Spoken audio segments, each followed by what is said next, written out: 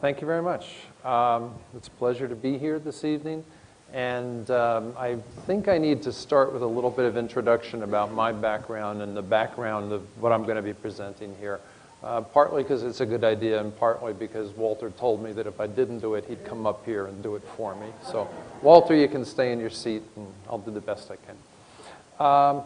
I'm really a New York businessman with a scientific background. This is an avocation for me, and certainly not a profession.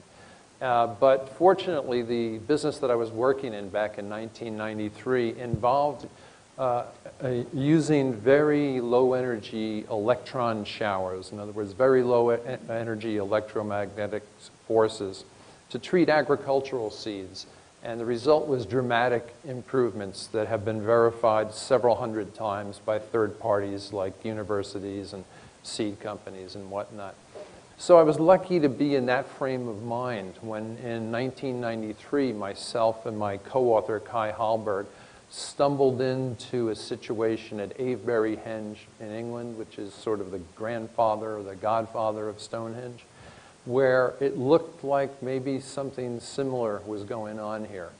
And we spent the next 3 weeks doing 1,000 measurements to confirm that, and we'll get to that a little bit later.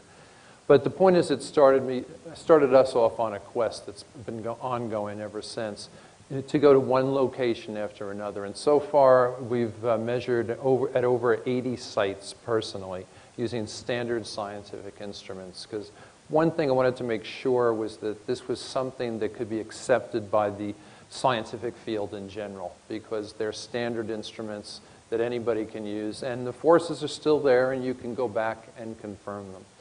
So what we are talking about is this certain set of coincidences, if that's what you want to be skeptical and call them, that throughout the world, whatever we've been able to find, with only a couple of exceptions out of those 80, overwhelmingly the architects of megalithic structures, henges, pyramids, you name it, chose to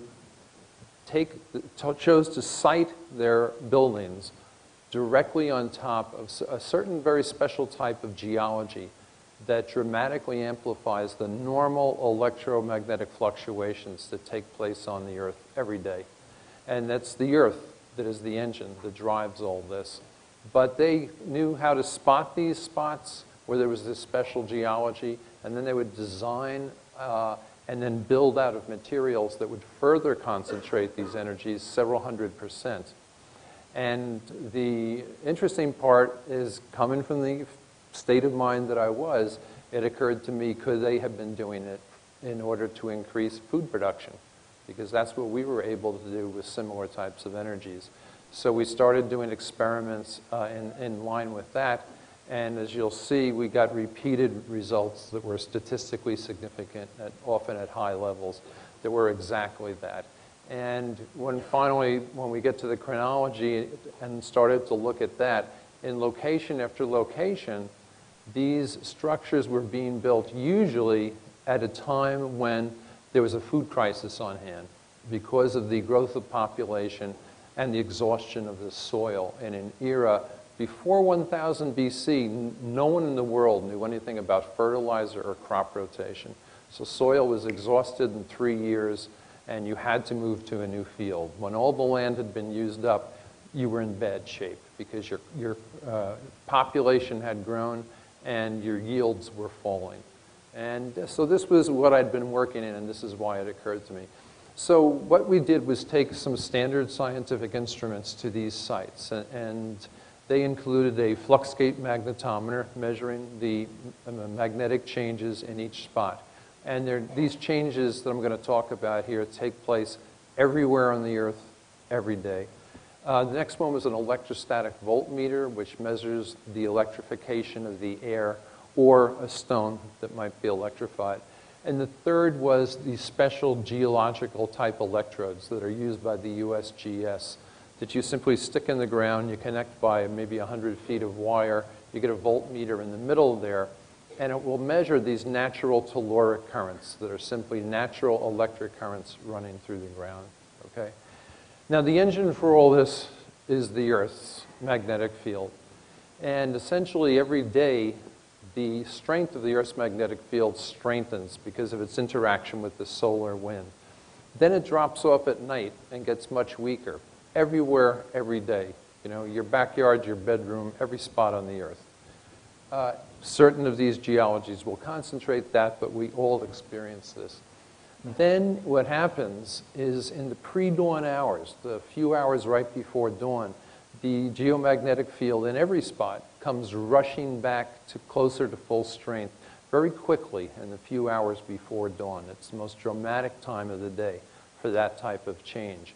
And that means if you want to study this, you have to be out in the field at 3 a.m., which is not the most pleasant passion, but that is what generates a thing called a process, a physical principle that's called induction. Whenever you have a fluctuating magnetic field anywhere, it's simple physics, induction, that it also generates an electrical current in anything present that will conduct electricity. That's actually how our power plants are run and how we get the lights we have here.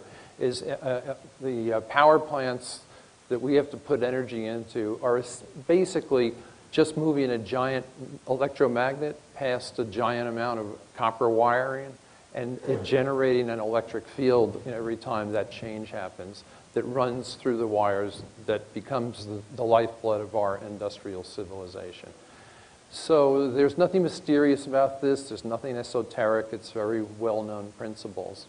But we began to find that in certain spots where these megaliths were, these forces, these daily forces were much more powerful, several times more powerful, and that had some dramatic results, as you're going to see here. All right, so if we could, let's see, we'll start with the next slide. Okay. And this is Silbury Hill, the largest man-made mound in England, and it's just one example. Now, this was put up 14 million man-hours, they estimate, by a population of just a few thousand people. And we spent 1 week measuring this with our instruments, both day and night, and found exactly the principles that I'm just talking to you, particularly powerful and exaggerated at this point for reasons that we'll get into later. Whenever you build a hill, a pointed protuberance of any kind, it's going to help increase the energies anyway, because what you get is you get a concentration of all the usually predominantly negative energies in the ground that are spread throughout the base, get concentrated at the top. And vice versa, the natural electrostatic potential field lines in the Earth's atmosphere that are always there and predominantly positively charged, they would normally be coming down here, but they end up all getting squeezed down to this point near the top. So you have this concentration of positive versus negative forces. This is England. This is a sketch of the Serpent Mound in Ohio. And these kind of mounds were built by the Native Americans in the hundreds throughout the United States.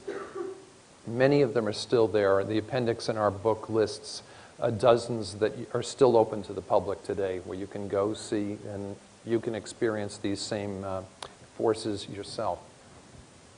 It's built on special ground too, limestone, which we'll get to a little bit later. But limestone has a particular characteristic to it, that when water runs through it, it generates electric current on its own in two different ways. There's this thing called adsorption, where the simple act of a drop of water squeezing through a pore of the rock tends to strip an electron off of that drop of water. Now, what that means is now you've got an extra electron negatively charged left behind on the rock. The water drains away positive. If it's limestone, then when the limestone dissolves in water, which it does, particularly if it's warmer water, water moving through limestone dissolves the CaCO3 molecule, which is limestone. And the Ca, the calcium molecule, is a double charged ion, and that washes away with the water and leaves behind